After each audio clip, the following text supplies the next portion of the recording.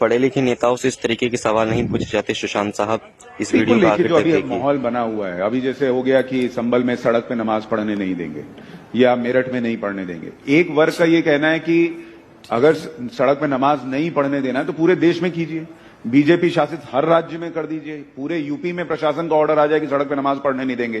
कुछ जगहों पर आप रोक रहे हैं। और फिर कुछ लोगों का यह भी कहना है कि अगर ईद के पहले एक दिन पढ़ ही लिया तो क्या ही सड़क घिस तोड़ी जाएगी।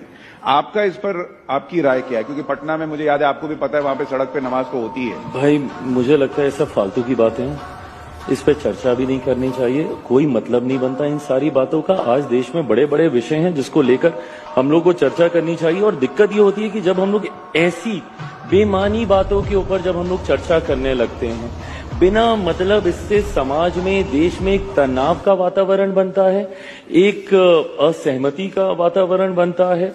बिना मतलब के संप्रदाय, अलग अलग लोगों के बीच में टकरारें पैदा होती हैं। कोई मतलब नहीं है। जिसको जो जैसे करना है, इतने वर्षों से करते आए हैं ना, करते रहेंगे। पर आज जब बड़े एजेंडे हैं, आज देख लीजिए, अगर ये सारी बातें नहीं हो रही होती तो संभवतः आप मुझसे पूछते कि आपने as a food processing minister इतने महीनों में क्या किया।